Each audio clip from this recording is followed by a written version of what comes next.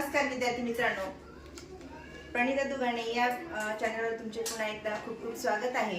आपण तयारी स्कॉलरशिपची या उपक्रमांतर्गत इयत्ता 7वीच्या स्कॉलरशिपचं गणित विषय घेऊन येत आहोत। दररोज आपले एक व्हिडिओ अपलोड होत आहे, तर अतिशय महत्त्वाचे आणि उपयुक्त हे व्हिडिओ तुम्हाला ठरणार आहेत। त्यामुळे व्हिडिओ कुठेही स्किप करायचा नाहीये आणि तुमच्या जास्तीत जास्त मित्रांपर्यंत तो शेअर करायचा आहे। तसेच चॅनलवर जर तुम्ही नवीन असाल तर चॅनलला सबस्क्राइब करा।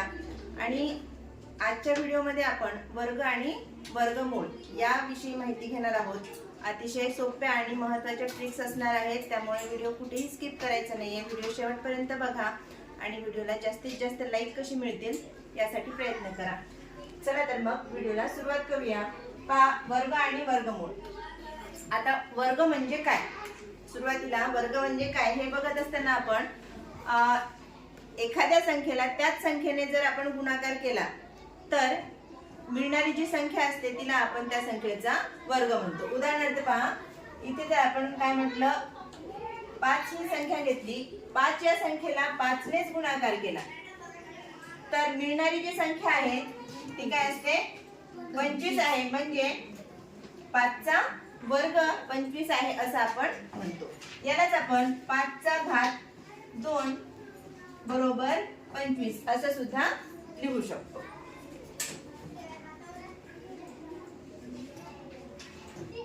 त्यानंतर पहा, वर्ग म्हणजे काय कळालं आपल्याला।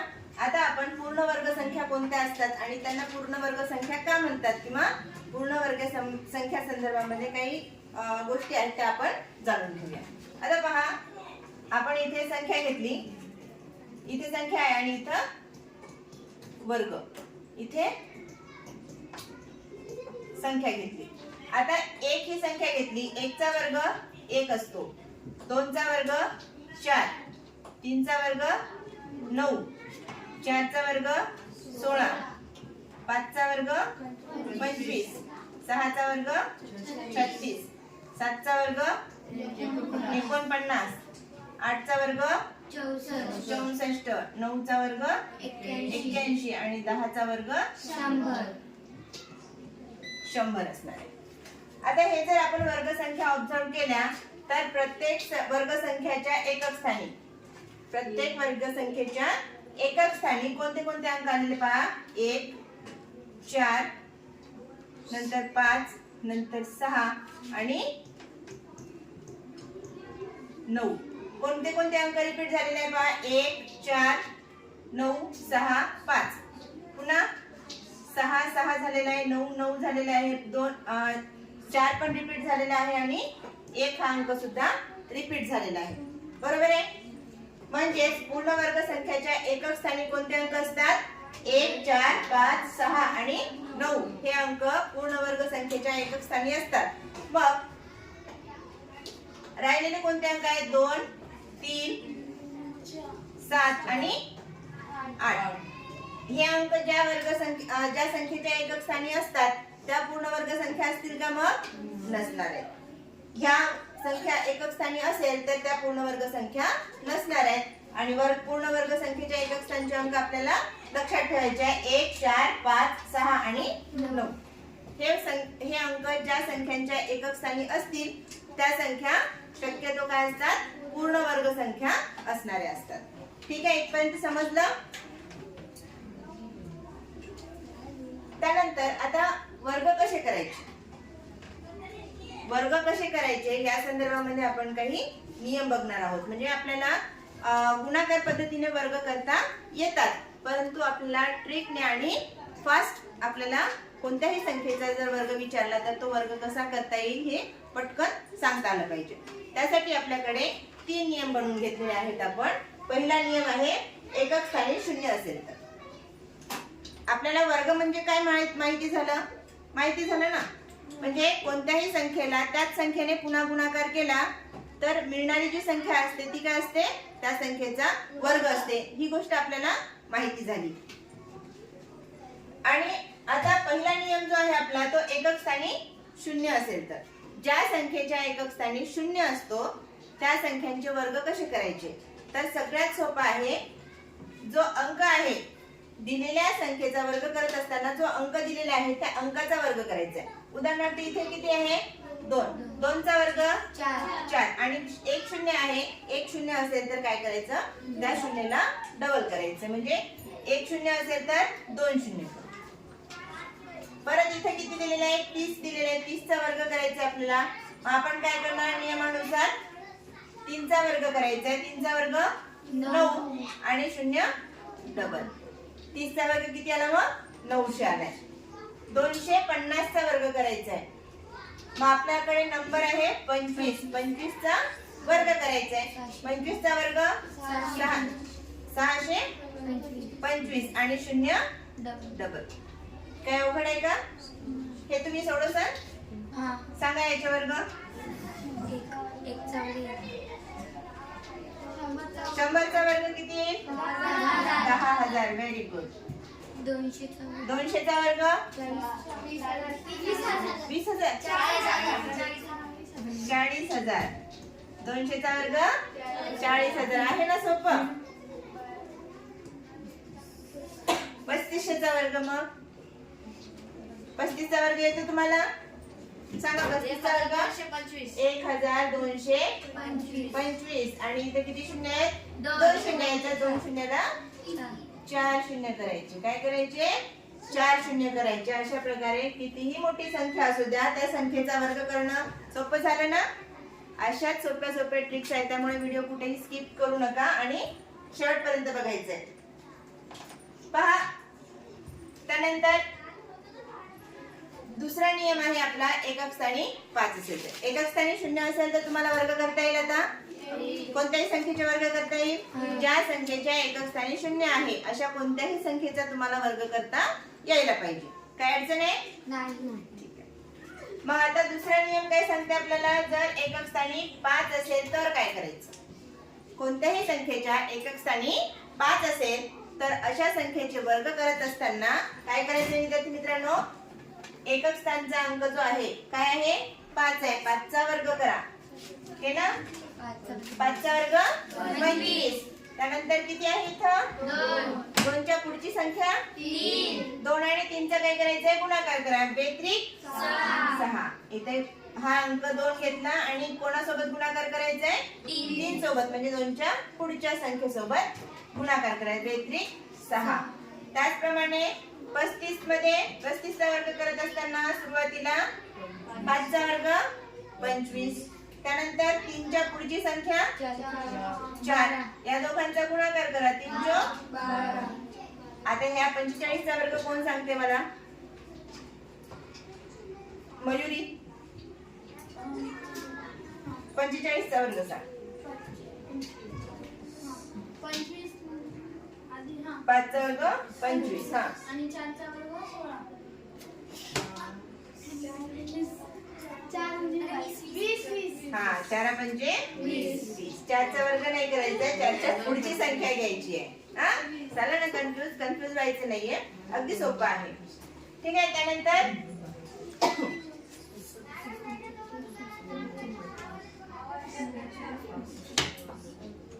65 चा वर्ग कोण सांगते मला, विवेक. हा 5 चा वर्ग 25. 5 चा वर्ग 25. 6 च्या पुढची संख्या घ्यायची, त्याचा गुणाकार करायचा. सांग ना, तू गुणाकार सांग मला डायरेक्ट. सायन्स आता 42. म्हणजे उत्तर किती आलं 4225 आलं. 75 चा वर्ग कोण सांगते प्रेम. 5 चा वर्ग 25. हा 7 च्या पुढची संख्या 8, त्याचा गुणाकार करायचा. 7 च्या 56. 56. उत्तर किती आलं मग 5625. 5625. काय अवघड आहे का. आता 95 चा वर्ग कोण सांगते, सांग सानिका. 25. हा 5 चा वर्ग 25 केला. आणि 9 च्या पुढची संख्या 10. 9 ने 10 ला गुणलं तर 90. ठीक आहे. मला एक्सप्लेनेशन सांगण्याची आवश्यकता नाही बेटा. तुम्हाला समजलं ना. एक्सप्लेनेशन मला सांगू नका. तुम्ही ते करा. ऍक्च्युअल त्याचं क्रिया काय करायची आहे ते करून मला डायरेक्टली उत्तर सांगितलं तरी चालतं. ठीक आहे. त्यानंतर याच्यामध्ये कोणाला काही डाऊट आहे एकक स्थानी 5 असलेल्या संख्येचा वर्ग करत असताना काही अडचणी आहेत? एकक स्थानी 0 असेल तर त्या संख्येचा वर्ग करता येतो. यानंतर आपण तिसरा नियम बघणार आहोत. तिसरा नियम कोणता आहे? आता कोणत्याही एकक स्थानी कोणताही अंक असेल. आतापर्यंत काय बघितलं की एकक स्थानी 0 असेल आणि एकक स्थानी 5 असेल तर आपण त्या संख्यांचे वर्ग कसे करायचे. आता एकक स्थानी कोणताही अंक असेल तर त्या संख्येचे वर्ग आपण कसे करायचे. तर आपण इथे काही संख्या घेतलेल्या आहेत. पहिली संख्या घेतलेली आहे आपण 22. 22 चा वर्ग करत आहोत आपण. 22 चा वर्ग करत असताना सुरुवातीला एकक स्थानचा आपण याला 3 प्रकारामध्ये डिवाइड करू शकतो. पहा 22 आहे. 22 चे 3 भाग घेतले. हा ए, हा बी आणि हा ठीक आहे. मग सुरुवातीला बी चा वर्ग करा म्हणजेच 2 चा वर्ग 4 0 4 घ्या. नंतर या तिघांचा गुणाकार करा. ए गुणिले बी गुणिले सी करा. 2 दुने 4 4 दुने 8. नुसतं 8 लिहायचं नाही आपल्याला कधी. 2 अंकामध्ये त्याचं कन्वर्शन करायचं आहे म्हणजे 0 8 लिहायचं. एक अंक जर आला तर त्याला 2 अंकामध्ये लिहून घ्यायचं म्हणजे 0 8. आता 2 चा वर्ग 4 मग 0 4. आता शेवटची प्रक्रिया काय आहे? ए चा वर्ग. आता हे 0 इकडे ऍड केला, हे 0 इकडे ऍड केला तर काय होतं? 4 8 आणि 4 म्हणजे 22 चा वर्ग किती मिळाला आपल्याला? 484. समजलं का? परत सांगू एकदा? गरज नाही? ठीक आहे परत सांग. परत सांगते एकदा. पहा आपण काय केलं या ठीक आहे 43 चे सांगते आता. 43 चे आपण काय केले? 3 भाग केले. याला ए म्हटलं, याला बी म्हटलं आणि याला सी म्हटलं. तर सुरुवातीला काय करा? 3 भाग करून घ्या असे. पहिलं एक ए चा वर्ग करायचा. ए चा वर्ग सॉरी बी चा वर्ग इकडं बी चा वर्ग करायचा. बी चा वर्ग काय येणार? 9. मग नुसतं 9 नाही लिहिता आपण 0 9 लिहिलं. नंतर या तिघांचा गुणाकार ए बी सी चा गुणाकार 4 3 12 12 दुने 24. 2 अंक आले त्यामुळे 0 लिहायची गरज नाही. आता 4 चा वर्ग 16.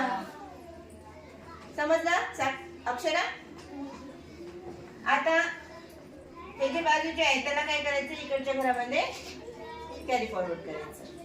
हातचं देतो की नाही आपण त्या प्रकारे करायचं. आता इथे किती आहे? 9. 0 ऍड केला तर इथे किती झाले? 4 मध्ये 0 ऍड केला तर 4च राहिले. आणि हे 2 जे आहे ते याच्यामध्ये ऍड करा. 16 आणि 2 किती होतात? 18 होतात. म्हणून 43 चा वर्ग किती आला? 1849.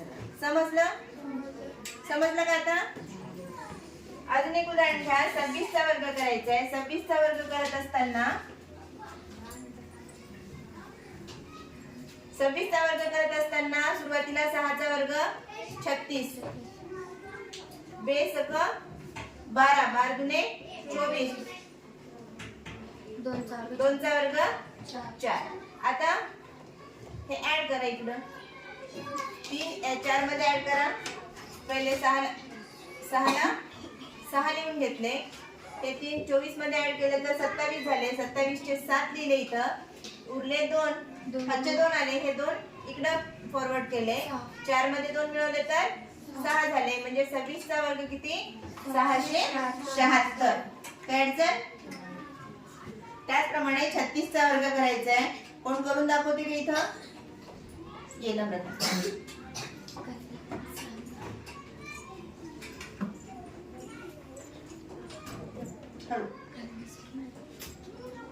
पहिले 6 चा वर्ग 36. त्यानंतर 3 36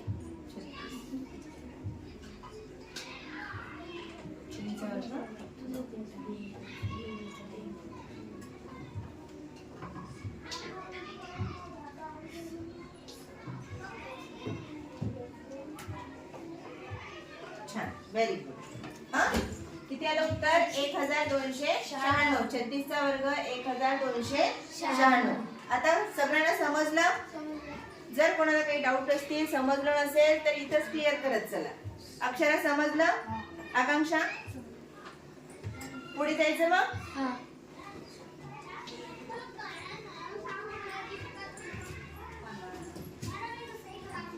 आता चौथा भाग जो आहे आपला किंवा चौथा नियम जो आहे तो काय आहे? दशांश अपूर्णांकाचे वर्ग करायचे. साध्या संख्यांचे वर्ग करता आले आपल्याला आता? कोणालाच काही अडचण नाही याच्यामध्ये आहे का? मग आता साध्या संख्यांचे वर्ग जसे आपण केले त्याचप्रमाणे दशांश अपूर्णांकाचे वर्ग करायचे. आता दशांश अपूर्णांक इथे किती दिलेले आहे? 1.6 दिलेले आहे. मग आपण या दशांशला थोडा वेळ बाजूला ठेवायचं. दशांशला काय करायचं? थोडा वेळ बाजूला ठेवायचं म्हणजे आपलं कन्फ्युजन होणार नाही. मग 16चा वर्ग माहिती आहे आपल्याला? 16चा वर्ग किती आहे? 256 आहे. आता आला प्रश्न दशांशचा. आता दशांश कधी द्यायचा? मग कुठं द्यायचा? हा किती अंक सोडून दशांश द्यायचा? तर इथं किती अंक सोडून दशांश आहे? 1 अंक सोडून दशांश आहे. म्हणून उजवीकडून 2 अंक सोडायचे आणि दशांश द्यायचा. 1 अंक सोडून असेल तर 2 अंक सोडायचे, दशांश द्यायचे. पहा इथे 25 दिले, 2.5 चा वर्ग आहे.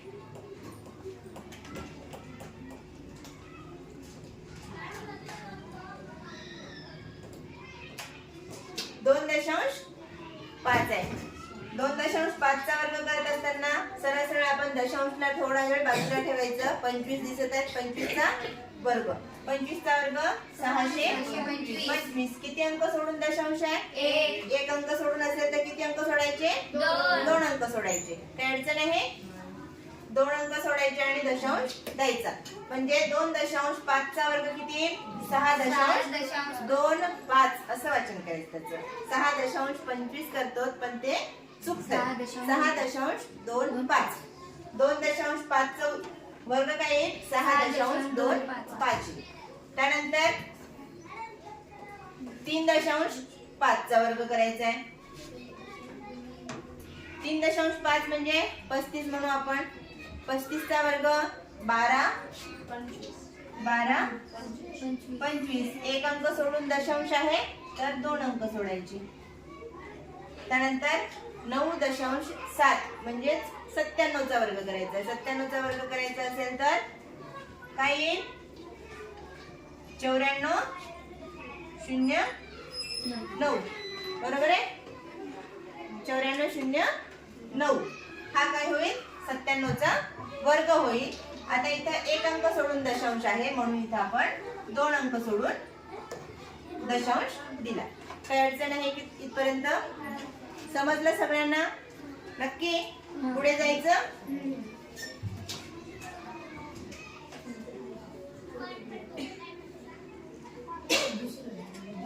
पहा दशांश अपूर्णांकाचे वर्ग करत असताना आपण ज्याप्रमाणे वर्ग करतो, कोणत्याही संख्येचा वर्ग करतो त्याचप्रमाणे वर्ग करायचे आहेत. आणि शेवटी दशांश देत असताना किती अंक सोडून दशांश आहे ही गोष्ट लक्षात घ्यायची आणि त्याचे दुप्पट अंक सोडून दशांश द्यायचा. कुठून? उजवीकडून तेवढे दुप्पट अंक सोडायचे. त्यानंतर आता पुढच्या टप्प्यावर आलोत आपण. आता काय करायचं? वर्ग काढायला शिकलो. आता वर्गमूळ काढायचे. वर्गमूळ कसे काढायचे? कोणत्याही संख्येचे वर्गमूळ कसे काढायचे? आता आपण कोणती संख्या बघितली?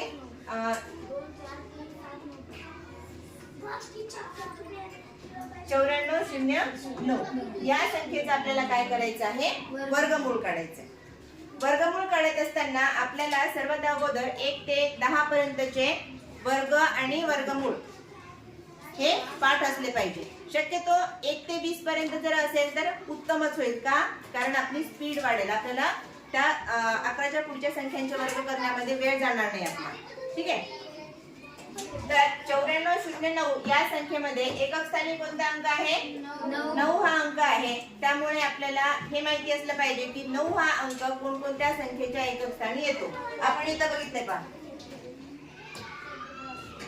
9 हा अंक कोणकोणत्या संख्येच्या एकक स्थानी आहे? 3 च्या एकक स्थानी आहे. 3 चा वर्ग 9 आहे आणि 7चा वर्ग 9 आहे. एकक स्थानी 9 आहे. म्हणजे इथं कोणती संख्या येईल एकक स्थानी? 3 किंवा 7 येईल. 3 किंवा 7 येईल. मग आता हे दोन अंक कटले, राहिला 94.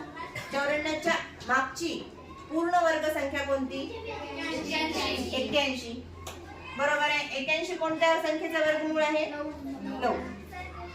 81 चा वर्गमूळ 9. म्हणजे आपल्याला इथं काय मिळाल्या? दोन संख्या मिळाल्या. 93 मिळाली आणि 97 मिळाली. 93 आणि 97 ह्या दोन संख्या मिळाल्या. पण अजूनही आपला प्रश्न आहे की 9409 या संख्येचं वर्गमूळ कोणतं? बरोबर आहे. कारण आपल्याला दोन संख्या मिळालेल्या आहेत, त्यामुळे आपल्याला नेमकी संख्या कोणती ते शोधायचं आहे. त्यासाठी काय करायचंय पहा, इथं कोणती संख्या मिळाली आपल्याला? दशक स्थानची 9. लिहा 9. 9च्या पुढची संख्या 10.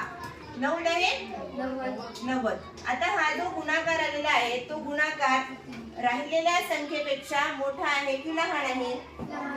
लहान आहे. जर हा गुणाकार राहिलेल्या संख्येपेक्षा लहान असेल तर उत्तर काय असणार आहे? या दोन्हीपैकी मोठी संख्या जी आहे ती उत्तर असणार आहे. म्हणजे आपलं उत्तर काय असणार आहे?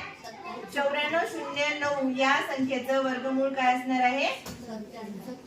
97 असणार आहे. इथपर्यंत कोणाला काही अडचण आहे? परत एकदा ऐकून घ्या. जर हा जो गुणाकार आपण दोन संख्येचा गुणाकार करतो, म्हणजे दशक स्थानी जी संख्या मिळालेली आहे त्या संख्येचा जो आपण गुणाकार करतो तो गुणाकार या संख्येपेक्षा लहान असेल तर उत्तर मोठी संख्या येते, आणि गुणाकार जर मोठा असेल कोणापेक्षा? या संख्येपेक्षा, तर उत्तर काय येतं आपलं? लहान संख्या येते. अजून एक उदाहरण बघा. 9604 या संख्येचा आपल्याला वर्गमूळ काढायचा आहे. याचा वर्गमूळ काढत असताना एकक स्थानी काय आहे? इथं एकक स्थानी काय आहे? 4 आहे. म्हणजे एकक स्थानी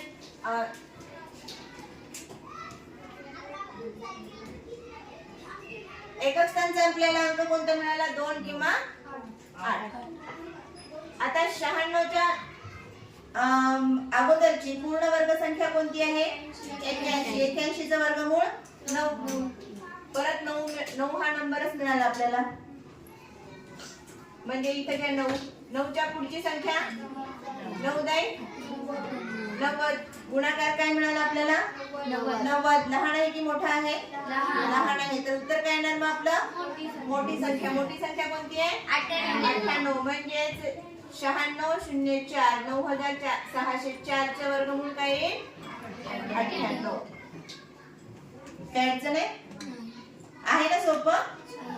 नक्की होमवर्क देऊ?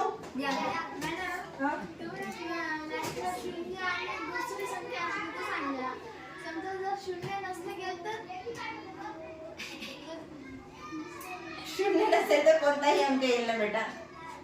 जर एखाद्या संख्येच्या एकक स्थानी 0 नाही किंवा 5 नाही तर कोणतीही संख्या येईल ना. आता इथे 25 च्या एकक स्थानी 5 आहे, इथे 0 आहे. 250 मध्ये 0 आहे. 24 चा वर्ग कसं काढायचं सांगितले ना मी.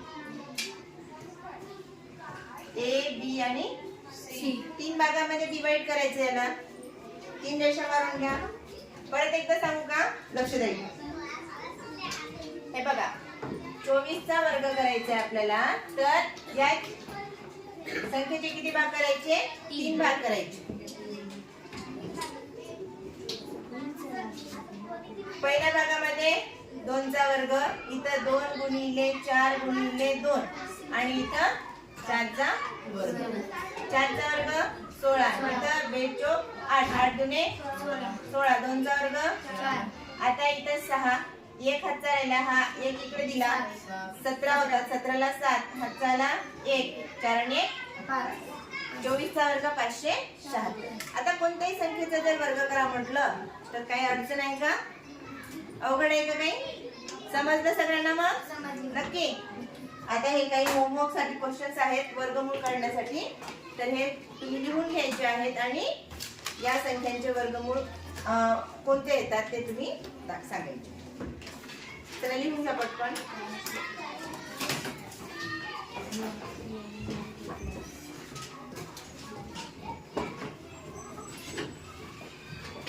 सर्वांनी या प्रश्नांची उत्तरं तुम्ही कमेंट बॉक्स मध्ये टाकायची आहेत. ते आजचा जो घटक आहे वर्ग आणि वर्गमूळ हा घटक तुम्हाला सगळ्यांना समजला असेल, अतिशय चांगल्या प्रकारे समजला असेल. व्हिडिओ आवडला असेल तर व्हिडिओला लाईक करा आणि जास्तीत जास्त मित्रांपर्यंत शेअर करा. चॅनलला अजूनही सबस्क्राईब केलं नसेल तर चॅनलला सबस्क्राईब करा.